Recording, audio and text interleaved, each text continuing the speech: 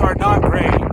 This is as cold a hike as I've done, wind chill wise. The true summit, I might actually peak there, but the shrine is over there. So Okay, so I got here on one of the worst days possible. There's a so-called Pineapple Express. It's supposed to dump about 1 to 2 feet of snow on the summit. Here at 9,000 feet, the road is closed. So you need to check in the ranger for 9,000 feet if the road's not open, but it's not. It's coming down like cats and dogs. And then the other issue is I don't have my normal gear because my gear was lost and shipped to Guam instead of the big island of Hawaii by United.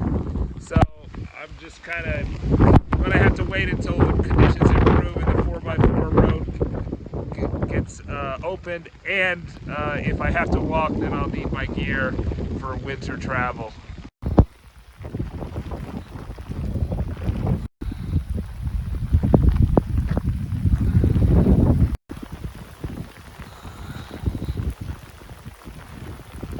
So look at this bag of protein chips that I bought in Hilo today.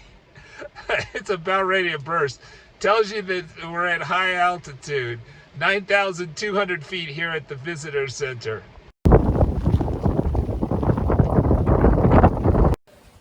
Okay, so I'm at the visitor center here. They open at 9 a.m. They run from 9 to 9. They're actually really good visitor center, and they answer the phone all the time. When I talked to them, they said the road is rarely closed, but as I said, the conditions are quite awful today. They're expecting 50 to 70 mile an hour winds on the summit and freezing conditions and a lot of snow. So the road was closed today. It's unlikely that they allow you to hike if the road is closed. You have to turn in the forms to the rangers. As I said, I don't have the gear today because of my lost bag to even attempt that, but we'll think about that for tomorrow. The Humuula trail is 6.9 miles. The road is about 8.8 according to my maps. Google Maps is telling me if you take the road with a 4x4 vehicle, you must have a 4x4 vehicle and you have to be checked out by the rangers. That's gonna take about a half hour before you park, and then the last 200 feet, then you can walk to the summit. So average grade here, 12%, maximum grade 41% on the trail to the summit. So some parts a little bit steep. I don't know what the grades are for the 4x4 road. Certainly less.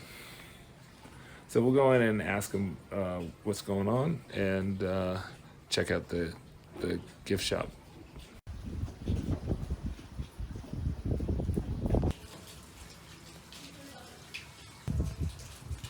They recommend you have at least half a tank of gas,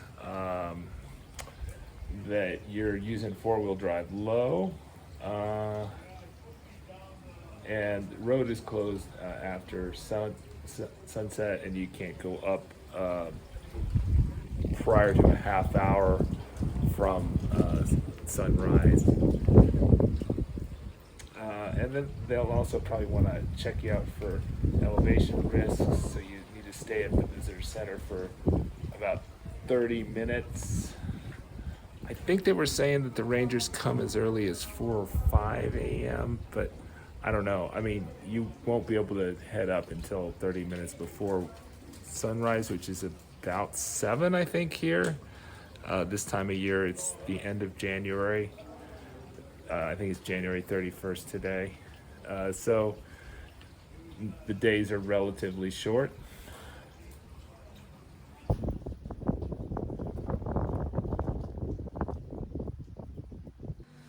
So it's kind of ironic on the stormy day today. There's so many observatories on Mauna Kea because of its stable atmospheric conditions, that is good weather without cloud cover and rain. but it's also because it's so high altitude that they have so many observatories here.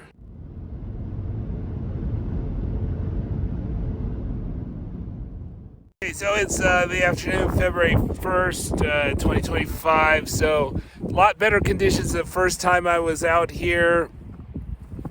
I think on Friday, so it's Saturday. The issue, though, is that with the road's still not open, but I'm here at the start of the Humuula Trail, which is the shorter route if you're going to hike it, versus the 4x4 road. So this is really almost at the end of where the paved road ends. So it's right as the 4x4 track also starts, and also at the end of where these, I don't know, this housing complex is. But you can see today's a lot nicer than when I filmed the first time. And the ranger was really eager to sign permits, although he warned that at 11,000 feet, about 5.5 miles in, that the snow, you'd run into the snow. So if you weren't good with the snow. So I'll ask him a bit more about that. I suspect the 4x4 road is plowed.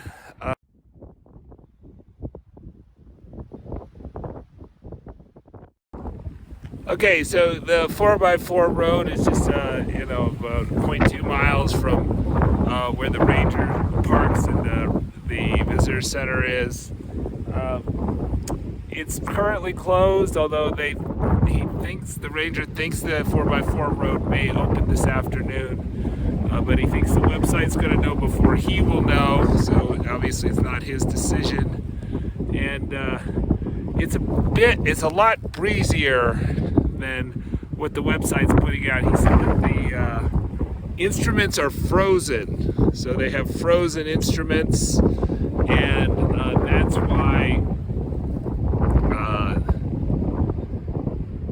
that's why you're getting such low wind speeds on the summit. But if they weren't frozen, then it seems like it's a pretty brisk wind. The weather forecast has not been updated since Friday. They don't update it over the weekend. But what I am seeing on mountain weather, which is probably too conservative relative to what at least the weather center here says, that they too underestimates the weather. They think it underestimates it. It's saying 15 to 25 mile an hour winds, but it feels like maybe it could be a bit more. Okay, so it's about 1 a.m. here. I'm at the visitor center, just dropped my form in the box. I didn't see a ranger, although I saw somebody go down, so maybe I'll see one on the way up. I saw a guy that went up the mountain around 3 o'clock when I was there, but I came out here and I was told, they only close the road just for a few hours. It's almost never closed for days. It's been closed for 3 days ever since I've been here. They acted like maybe they'd open it on yesterday. They did not, and it seems kind of doubtful they'll open it today. But maybe that would be great, because maybe I could get a ride down and get done earlier and fly out of Hilo, but today instead of tomorrow. But we'll see. We'll see what happens. Winds are pretty stiff. We're above the cloud line, so it's clear conditions, dry, which it wasn't the previous few days. So we'll see how it goes. I got everything packed. I packed way down in Hilo, where it's 70 degrees at night. Here it's about 48 degrees, and it's supposed to be like 30 degrees on the summit. And there's snow at 11,000 feet. Subscribe to Slow Boat Sailing. And if I didn't mention it, it's 1 a.m. Okay, they say that the standard hike is 10 hours. I think All Trails kind of agrees with that. I'm estimating 14 hours for me, with 5,000 feet of elevation gain, 13 miles round trip.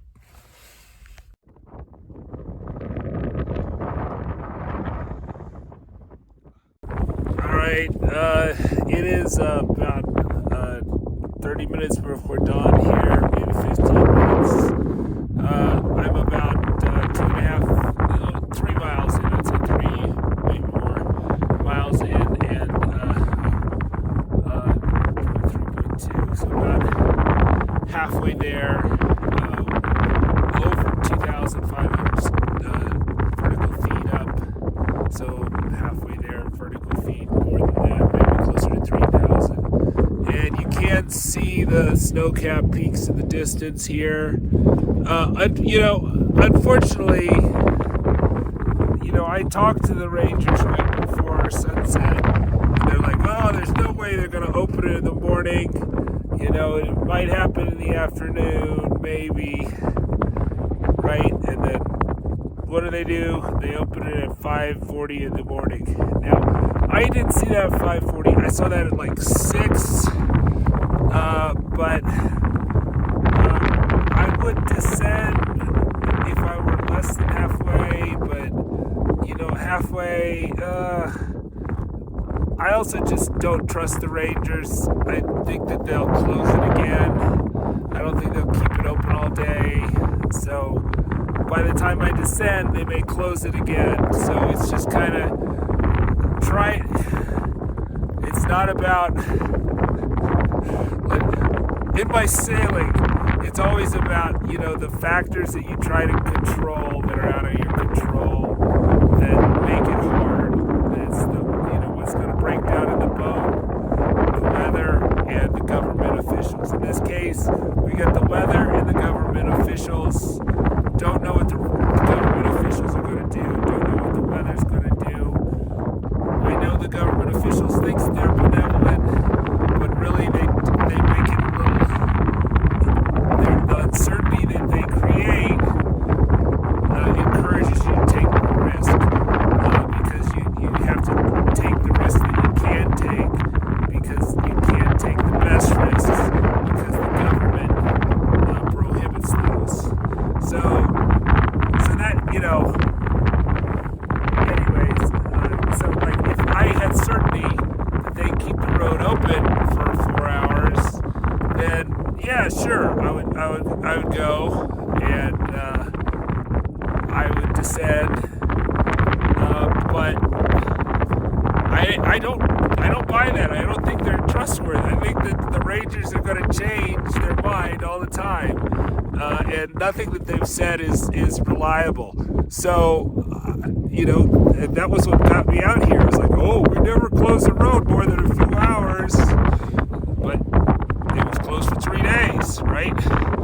Maybe it was odd weather conditions. I don't know, but I think they're not totally representing the true probabilities out there or the true likelihoods, and they're just being difficult. Anyways, so I'm going to ascend to the top, and then hopefully I can catch a ride down. I'll probably take the 4x4 road if it's still open when I'm on the top, and then hope that I catch a 4x4 on the way down or on the way up and make it hitch a ride. Anyways, let's keep on trekking to the side. Okay, so conditions are not great. The winds are quite high. They say, let's say 50 mile an hour range. This is as cold a hike as I've done, wind chill wise. Well, I mean, maybe I did colder, but I mean, I'm almost as cold as I was in Pico de Orizaba, maybe colder. I just have more tricks up my sleeve to manage the cold, but I almost never hike in my parka. I have my parka on, my puffer, my hard shell, and my base layer. I could have wore a warmer base layer, but I wore a lightweight base layer because I thought it'd be hot in the day.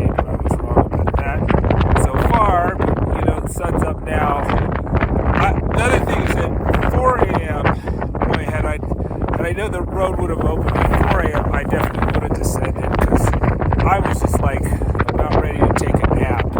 I don't know if it was probably altitude and tiredness, and I'm feeling good now. So if I was feeling like I am now, then I would have turned around and gone for the 4x4 route. You can see behind me, that is clouds. That's a cloud cover. We are above the clouds here. If you're down in Hilo, it's all nasty weather, but you're above the clouds from the visitor center, for example. I departed at like 1:20 from the parking lot at the visitor center, and now it's like probably 6:40, 6:30. So I've been hiking for 5.5 hours, more or less, and I'm a little over halfway. Okay, so we can see Mauna Kea in the distance. The other thing is that we are paralleling the road, so we're at the 4-mile mark, more or less, and we can see the 4x4 road. So get an idea how many people are coming up it or not. So far I haven't seen anybody. There's a spur, I think, around the 5-mile mark that takes you right to the road. If you want to come back to the road, you can do that. I'll probably not take the spur and hitch a ride up the road. I'll probably climb all on this trail until it dead ends in the road, I think around mile 6, and then climb it on my own, and then try to hitch a ride down the road and just walk the road or jog the road on the way down.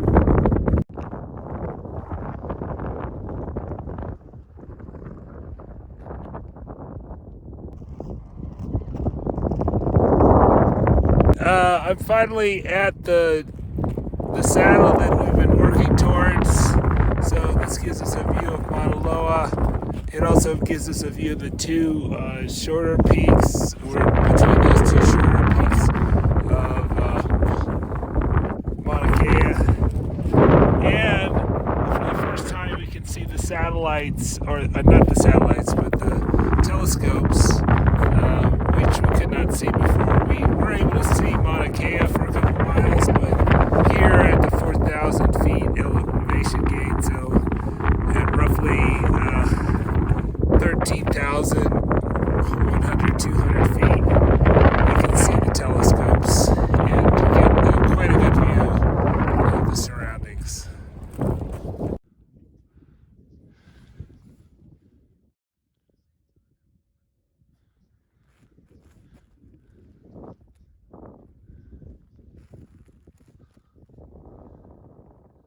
Okay, so it's about, I think 9:15.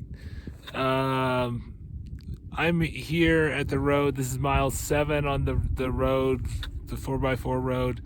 And this is where I join the road and start walking up. And the final bit is on the road, and then there's a little bit of a trail where the road parks.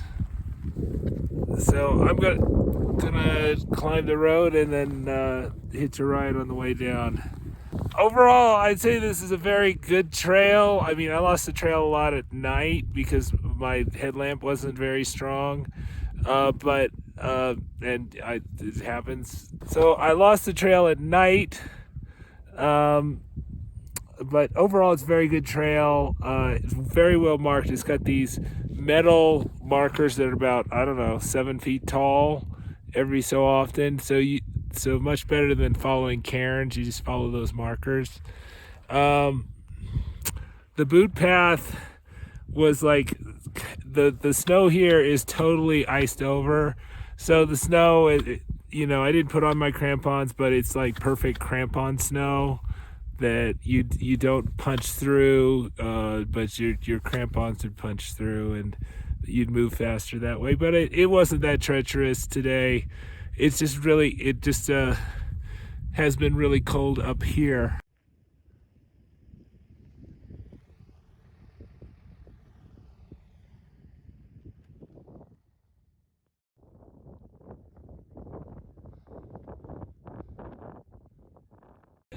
8-mile mark, then we need to go around and approach the true summit, which is not where the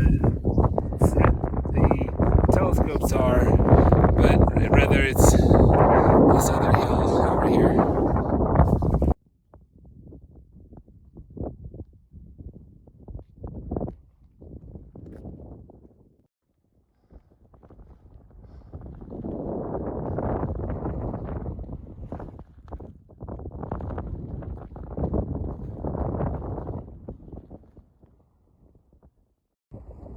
Okay, so I'm on Mauna Kea. You can see the shrine there.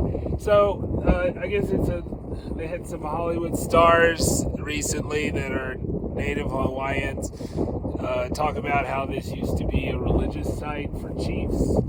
And so they've got a sign that encourages you not to go to it. So when you get to the parking lot across from me, where the cars are, maybe you can see it, maybe you can't, there's a sign that is directly in line of sight of the true summit, and it says, "This, you've reached the summit." Obviously you've not, but because it's higher, the ground all around it is higher. I think the shrine, I was just looking, when we're talking about true summits, I think the shrine might not be on the true summit. The true summit might actually be there, but the shrine is over there. So, I mean, I wouldn't jump up and down on the shrine. I would discourage that. You might get an incident due to that. But, if you just stand next to the shrine, you tower over it. And truly, this side of the mountain is on a rise from where the shrine is. So the shrine, I suspect, is also not the true summit. But it is the closest marker to the true summit. I don't believe there's an NGS marker or anything. No sign-in book here. No, I haven't seen any benches from the high pointers. I'm sure they would love to put a bench nearby. Maybe not on the summit, but maybe where the sign is by the parking lot. But with all the science activity, is kind of probably a lot of different organizations you got to get permission from to do that. All Trails gives you the true summit coordinates if you do the Humuula trail or whatever. That's what I did. So it's about 10:30 right now. Let's see, my watch says 13,900 feet, right? So pretty close to what, my watch is often off by 200 is a decent standard deviation, or 100 is a decent standard deviation for my watch. Yeah, so it's great to be here. Unfortunately, I did not know the road would be open, so my next step is to see if I can hitch a ride from one of these people that are staying back, so I can get back to Lafayette, Louisiana. This is high point number 40 for me. 40 high points. So I'm eligible for the 40 pin. So that it doesn't matter which regions you get the 40 in. This is the only high point that is rated easy by mine and other rankings, I think. It's definitely would be a moderate high point if you hike the trail, but because you can take the 4x4 road most of the year, I do think it's not closed like it was most of the time I was in Hilo. It's mostly open. Then you can take the trail. Like I said, the trail was really good. It's just the wind speeds here are insane. So like the snow we were going through, there were like these mini penitentes. So if you've ever been to Aconcagua, they have these snow spikes. But these penitentes on the trail were like, they were the size of shiitake mushrooms or something. They actually made it easier to walk in the snow, and then the snow was not, I don't think, more than a foot deep, but it was just so iced over. It would have been perfect for crampons, but it was not it was just not worth putting on the crampons for as low slope. I did get out the ice axe to go the trail that goes by the sign that says, out of respect, we discourage you from coming up here. So yeah, I'm absolutely sure you could find an indigenous group for every mountain to say not to go up, including Everest, for example.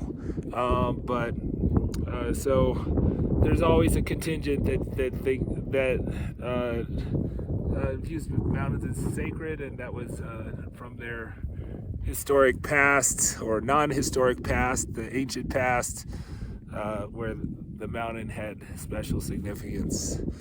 So that's my take, but you do what you do you.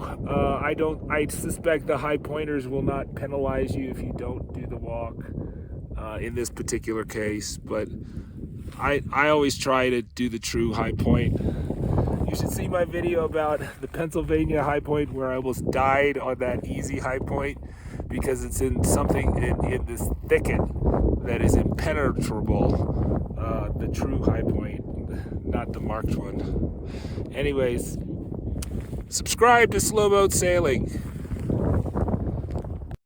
So there it is in the background, way behind the sign.